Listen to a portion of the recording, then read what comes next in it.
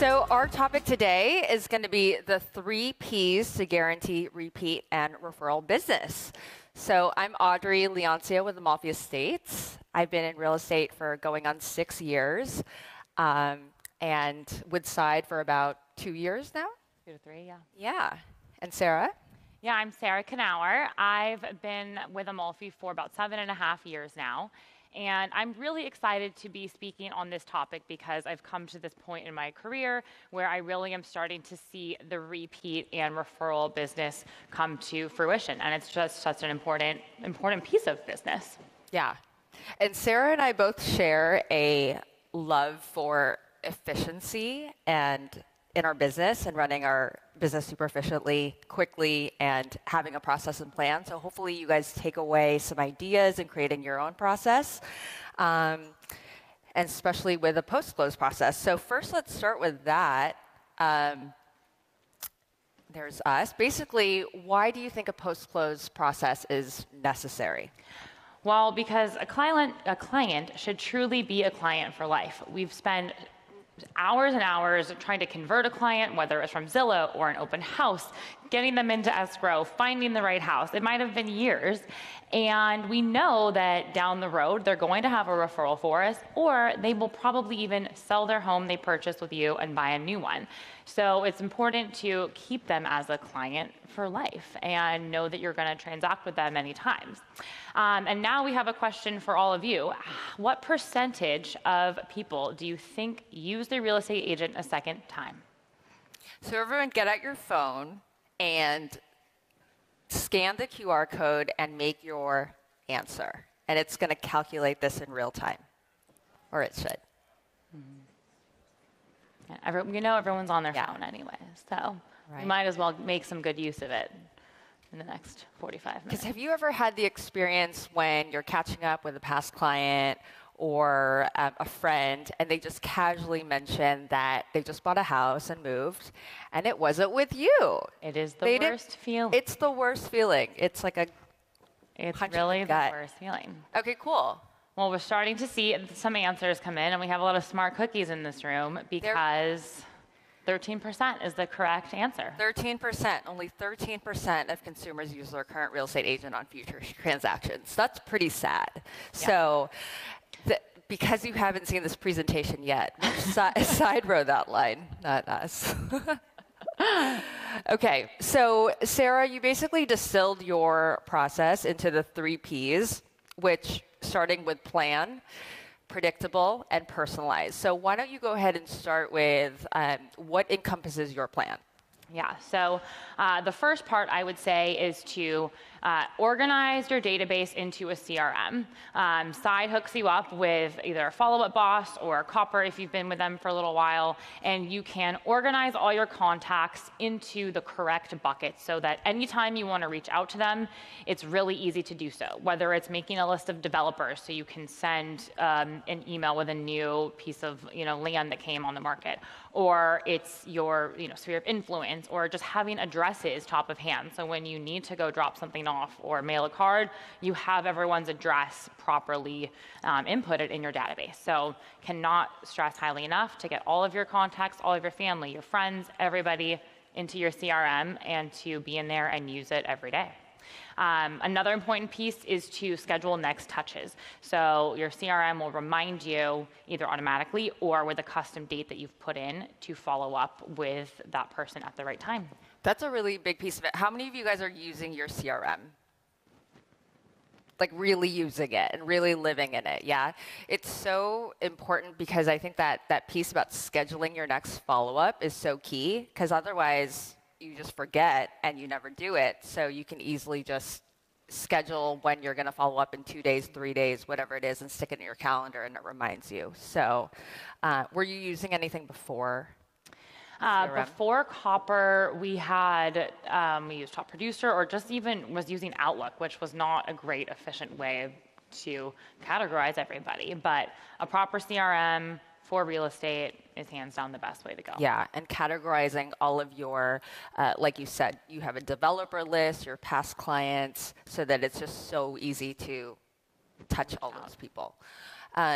So the next step on your plan was building your database and what you called your top 50. Yeah, so top 50 is a concept that's very popular, especially amongst coaching. And I know that I've worked with Workman Success Systems for a long time. They're here today, and many of the side teams work with them. And based off of this concept, if you are if you designate a list of your top 50 referral sources or people, and you are connecting with them and reaching out to them in a meaningful way every month, you should be able to do 86 deals a year just with referrals from those 50 people. And it's important to, again, stay really working in this list, because if a year goes by and somebody did not refer you anybody, but you realized your neighbor did, then you switch them out for that person that did give you good referrals. So what about 150? Why is it so important that it's 50? Because 150 is too many to really properly interact with and engage with in a meaningful way. 50 is a manageable number. So this is about a list of people that you can engage with in a keyword meaningful way, where you're doing not just a passive touch point. This is really intentional and more special, I guess, right? Mm-hmm. Okay, cool. And then the next part of it is actually making the plan. So what do you think about when you're developing your plan? How often you're going to speak to your top 50, or what goes into that? Well, again, the goal is to reach your top 50 at least once a month. So what I like to do is look at the year in advance and get some of the easy ones out of the way, where during the holidays you're going to do a gift and a Christmas card. You look at all the major holidays, because those are easy ways to connect, and we'll get into some more details later. And then you can, from there, go back and fill in their birthdays, their home anniversaries if you've sold them a home, their wedding anniversaries, their kid's birthday, any information you have, and we'll go into ways you can collect that information, but fill it in. And then for the other months, come up with something fun that you can mail, or a phone call, or see them for dinner, whatever it is, but make sure that you calendar it out how you're going to interact with them for the entire year up front. Right. And then you also distill it down to how often you're going to talk to them on a daily basis. Is that? Yeah. So you'll make sure that you do, every day of the month, you are reaching out maybe to 2 people from your top 50, whether it's a text or a call, a really personal interaction. Mm-hmm.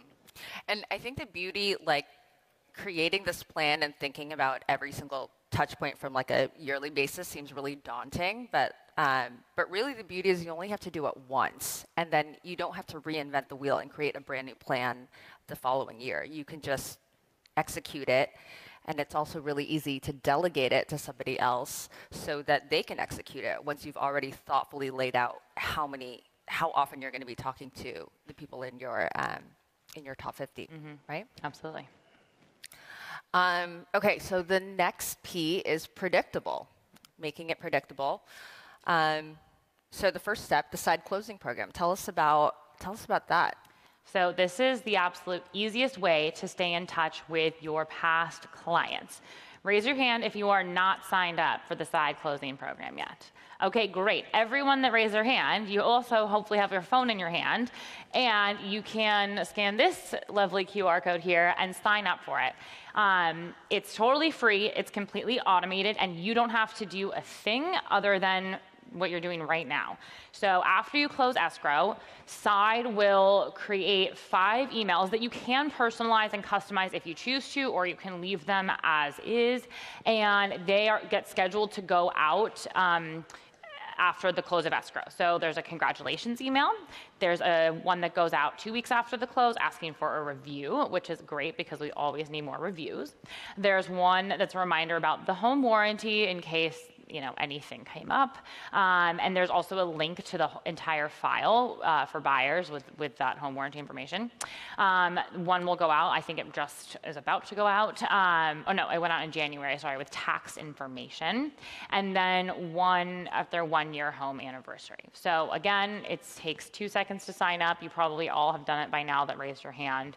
And really easy way to stay in touch with those that you just closed escrow. And what you could do is Side has a template with language about each of these emails, and you can customize it if you want to use your own tone and that's what I really liked about it. So it could sound like it's coming from me, but it automatically goes out on behalf of Side. And no, it comes from your email. But it comes from your email, right? It comes you can even go look in your outbox and see all of them that are ready to go. Right, right. Okay. And then this one, using the right systems. Yeah, another really easy way to stay in touch with your entire database is Activepipe and sending out those monthly email communication letters. I have one that's called Sarah's Guide to the West Side, and it not only has maybe some market information, but a fun activity that people could do with their kids. And I usually also try to include something personal that's going on maybe in my life with work goals or personal goals or something that it helps the 3,000 people that are getting it connect with me. So this is like just beyond just saying just listed, just sold, talking about properties. You kind of talk about other things like goals and events and things like that. Absolutely, yeah. Okay. And then the final piece is really the most important piece of this, which is personalizing. Yeah, so I found that really personalizing everything you do with a client, whether it be after you've closed or as you're trying to find them the right home, making it special and personal is really important because that's how you connect with them and that's how that they know that you appreciate them. So one thing that I've done to help me learn about the clients, and we're going to make sure that this is available to you as well after the program, or you can probably download it here, is a favorites questionnaire. And this is something that I learned from somebody else at I think a Workman conference long ago. But as soon as you meet a client or after you close escrow, anytime, I send out an email with a Google form asking for their birthday, their anniversary, their kid's birthday, their favorite dessert, their favorite coffee, their favorite restaurant, so that when I want to send them a thank you or when I want to send them a birthday present or anything like that, I can say, oh, this is their favorite restaurant. I'm going to give them a gift card to their favorite restaurant. Yeah. So that's one way that I've personalized some things. I think that's the key, is that really to get a meaningful response back and hopefully get that referral, you have to kind of really have a meaningful touch point. And I love this, that you really try to understand your clients and get as much detail about them. I know for me, one of my best clients, Johnny, I met 2 years ago, walked into my open house, hardly said 2 words to me, and then I called him a week later to let him know that we were reducing the price. And he ended up buying the house with me, and then we just bought another house. We've probably done about 3 transactions in the 2 years that I've known him. He's such a great repeat, client. I know everything about him. He has 3 kids. He used to be a chef. His kid lives in New York. I have all of these details about him in my CRM saved so that any kind of thank you gift I give him is so specific to everything that he's told me about him. So I think that really helps to create that meaningful touch point, because I'm not just giving him a random, gift bag or something like that. It's really something that he's told me that is important to him, whether he's starting to play golf or whatever it is, and I give him a gift that's specific to that. So I really think, showing that you're actively listening and giving them a thoughtful gift is really important to kind of create that connection. And then, yeah, and something else that I try to do, because it is important to, when somebody does refer you business or when they have a baby or they got engaged, whatever it is, you want to be ready to give them something immediately that's a quality gift. So I know every time somebody in my world has a baby, I send them an Honest diaper cake. I know it can get there in 2 days. It's really cute. And it's $40.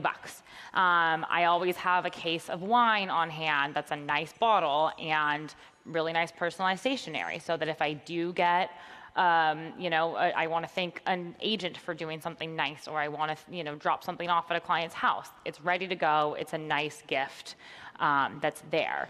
Same when I do holiday gifts. I try to personalize something with Amalfi on it that's really nice. So I've done for some select clients, I've done Patagonia jackets that say Amalfi, or nice socks that have Amalfi on them, and they get personally dropped off at the door of that person's house. You want to create something that's going to be a really nice experience. A couple of us got some basketball tickets, season tickets, and they're good seats, and that's been an excellent way to connect with, especially like high net worth clients where you want to reach out and give them something. I kid you not, somebody that wrote a $6 or $7 million offer with me years ago, never came to fruition, hasn't responded to me since last May. Gave him the tickets yesterday, and we're meeting next week, and he got back to me in minutes. Things like that go a really long way. The events, I know if you guys listened to Victoria earlier, she talked about the flower event. Creating a special event that's an experience for people to come and see, that's something near and dear to your heart that you enjoy doing, your clients are going to appreciate and want to experience with you.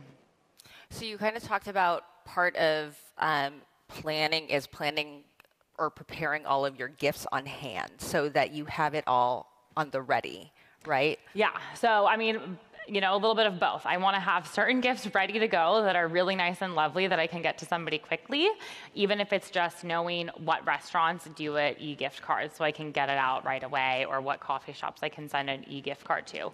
Then, of course, I also like having my list of really personal people's favorites, right? What their favorite kind of wine is. And then I know, I can call Wally's and they'll have it delivered in an hour, and I can go check what their favorite kind of wine is. Things like that, I want to make sure I'm really prepared for. So you can sit down with your assistant at the end of the month and go through all the birthdays or anniversaries for the following month and say, do this, do this, do this, do this, and it can get executed pretty flawlessly. Yeah. I think the beauty of that is that we're kind of reducing the amount of friction that goes into like spending time to think about, well, what am I going to send them? And then how am I going to get it to them? And then by the time you think about all of that, you actually don't end up doing it. And then that moment just passes, and then you create another missed opportunity when you should have sent out some kind of nice follow-up or gift. And so this is such an important piece that you do, which is planning and trying to think all of that through so that you're just prepared. The moment you get a referral, the moment the birthday comes or whatever it is, you already have a plan in place, and also you've already determined your budget for your gifts, right? So that so you kind of know like what your budget is for sending a referral gift and whatnot. Awesome. And then so really touching on all of this is about being authentic and kind of really getting to know your clients and not just sending gifts that are about yourself, that has your logo on it, and, sending out your postcards that, they're probably seeing, but I think the more meaningful interactions are going to be if you are remembering whether it's their birthdays or kid's birthday, and you're writing all those details down in your CRM, and then you're executing and you're sending them a gift or some kind of communication from that. Getting creative. Does anyone else have any great ideas of anything that they've done that's for their client that's received a really great response? I think if we go, I think there's I think they can put it on the board. Yeah, if you want to say your creative one, or tell us live too. We like both. Here we go. Hi guys. One thing that we started doing about a year ago is we do stress boxes. So as soon as somebody goes into escrow, we give them a basket filled with like stress tea, spray, stress candle, and tell them, we're here to hopefully take all their stress away during the transaction, but we hand deliver those with some cookies as well. So that helps a lot. But can I ask a quick question though? Yeah. As the database gets larger, because I was super personal for the first 3 years, but now when you're dealing with, 1,500 past clients, I've kind of went to like an automated system, but I feel like it definitely takes the personal part out of it.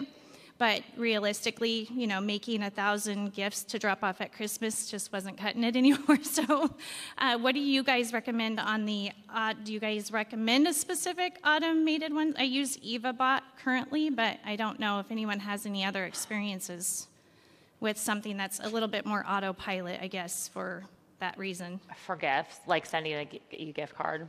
I think, well, one of the things that we touched on was like for when it comes to really thinking of the super meaningful gifts that you want to give, you want to target that to your top 50 and not like your entire database, so that, and really your top 50 are going to be the people who are referring you business, and you're really thoughtful about that list and intentional about who those people are.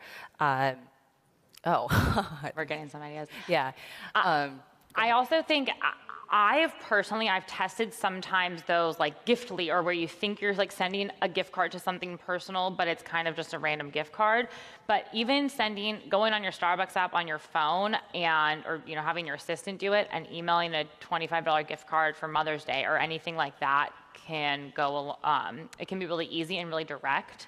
I've done Audible gifts where I've gifted my top 50 a book, and it's just an email, so that's a pretty efficient way to get the gift out there. And I lost you. I'm sorry. I don't know where you went and sat down. But I would say, sorry, they're still standing.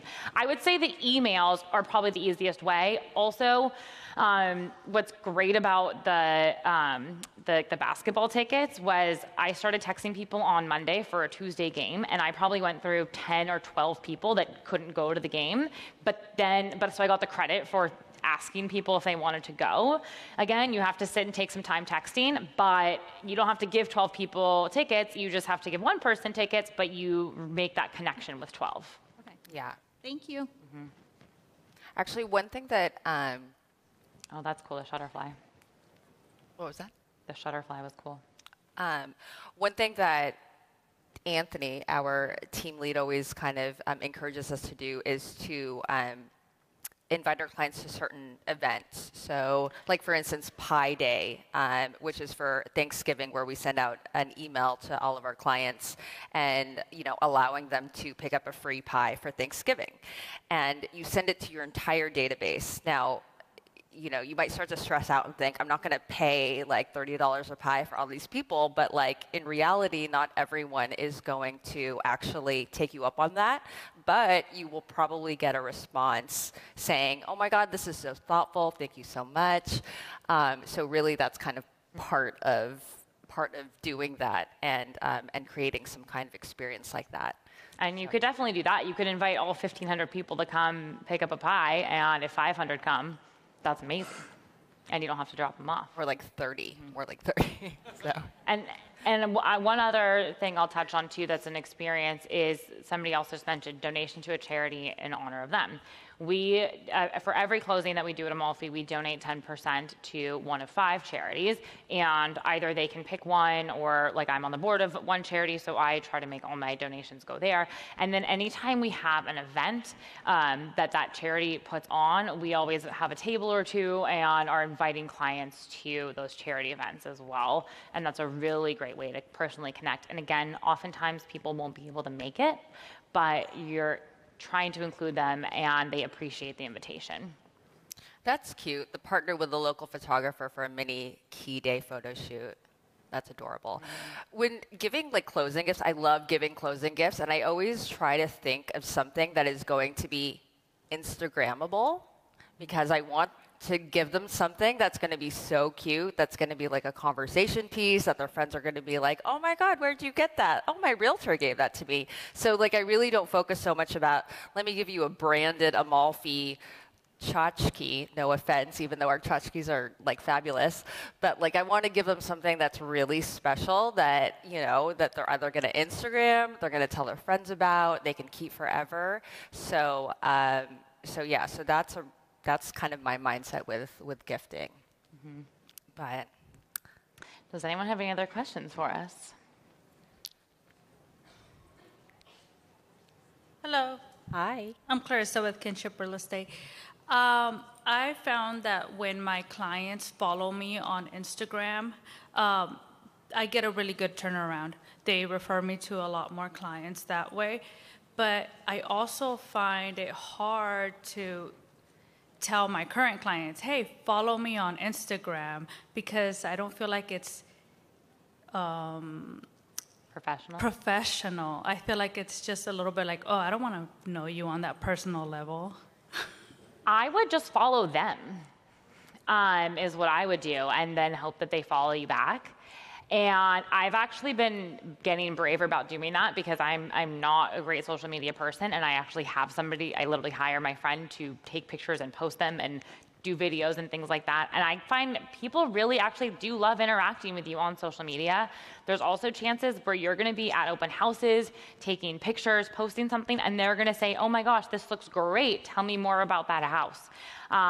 So I would just follow them and hope that they follow you back. Yeah. Good point. Any more questions? Yes. Thank you, ladies. You did a fabulous job. And I'm a perfectionist, and I had the question of what works for you in terms of asking for referral business, because usually I think, oh, maybe I'll bring it up. I make it a point to show up at the closing and, bring a closing gift. I love your Google survey where you ask them about, personalized things. But it's just, you've provided value. You've gotten them X amount over the area median home price, and that they would be happy to refer. But, in my mind, I'm like, oh, we didn't get the pictures quite at the right angle, or, the landscaping was something goes in my mind where I'm like, oh, I don't think they want to refer me any more business, but that's not true. So what has worked for you in asking for referral business when you've gotten your clients a good result? Yeah. Well, okay, so I'll take that one. So the first one is literally the side closing program, because one of the second emails they send out is asking for a review. So I totally understand where you start to overthink it. And the thing is, it's just all in your head. You just have to do it. And if you sign up for the side closing program, it will literally send it for you. So that's one. And then, the other thing that we do is I do a lot of typed responses, and I save them in my notes on my phone, so I can easily send out a text message or whatever it is asking for a referral with a link. And I just have it typed out. I have the text typed out in my notes, so I can just copy and paste and send it, and not even think about it, and not even think about oh, should I send this or not? It's just there, and then I just send it out. So. And what do you have on that text? What is the verbiage of that? Probably something of congratulations on the sale of your house. I'm so honored to help you with this sale. Referrals are or reviews are so important to my business. If you have a moment, I would love it if you could say a few words about your experience. Here's a link. Review. Something like that. Okay, thank you. Oh, I can chime in there too a little bit. One way, because I have a hard time just asking for the blanket referral. So I try to tie it to something of value. So I will say, if I know of a pocket listing or an off-market or upcoming in a neighborhood, I will text everyone I know that lives in that neighborhood and say, hey, do you know anyone that's looking to move? This is a great off-market. I'd love to send it their way. And again, I'll just copy and paste that to 15 people. And again, I don't think they even want to move. They don't want to buy. I'm just hoping, do you know of a friend that might be looking? That's one way that I ask for a referral. And then another way that I find the best way to get a referral is to refer them to somebody that could work with them. So if you have a loan officer, I try to refer all my business to 1 or 2 loan officers, and I actually get referrals from them. Or if you know somebody that started their own business, or one of my best clients, she started a jewelry company, and I bought a ring for $200, and she's bought and sold a couple properties. Things like that. You be a good customer for them, and they'll be a good client for you too. Thank you. That makes sense. Appreciate it. Real quick, sorry, not a question. I didn't get on the app in time to put it, but what's worked for us in the past is a Hallmark holiday, like the keepsake Christmas ornaments. They bought a house, so we tally up, okay, order them on Amazon and drop them off, but like they're the big chunky ones that they're not gonna throw away, and they're not gonna let their kids break, and they're gonna put it on the top of the tree, and every year they're gonna pull that out. So that's worked a lot. Thank you, that's a great one. I just wanted to follow up with the pie idea. And for those of you that are already doing something maybe during the holiday time, like a Christmas event, I've switched over and put that into July and done free pie in July, just to have something sort of mid-year. And the other thing that's been really effective is having small, sort of like affinity client events where they're just smaller and more intimate, like maybe a cooking class, but you're letting your clients invite their friends, because then that's a way you can get in front of them because they sort of have that relationship, and you're getting in front of them that way. And I've actually been able to get a lot of business through those kind of smaller events. I think that's a great one. Or even I've kind of done, like, I have a dinner reservation, just make a dinner reservation at a restaurant and then try to get your, clients or friends to fill it with people that you don't know maybe. Yeah. Just to meet more people. And this is could be really fun because the whole point is these ideas aren't like, oh, let me create a home buying event. It's not about a real estate event. It's about like a cool event, a cool experience where you're naturally going to connect. And the topic of real estate is just naturally going to happen. Like, I guarantee it, because people love talking about real estate. They love talking about the market. They love talking about real estate TV shows, whatever it is. So just think about cool experiences and events that you can get to know your clients on a more intimate level. And it's also about just being front and center when somebody's thinking about a referral or when someone's thinking they need to move again. You just want to be top of mind. So it's hard to just say, hey, are you ready to move? Are you ready to move over and over again? But if you have another reason to reach out, then you're still top of mind, and it's just a more fun experience for everybody. Anyone else have any more questions? I know we were quick. It was just the two of us up here. But I think if you guys go to this QR code should give you the favorites questionnaire and the top 50, the Workman Success Systems top 50 spreadsheet as well, that helps you track the amount of referrals, what you're going to do each month from there as well. Yeah. Awesome. Thanks, guys.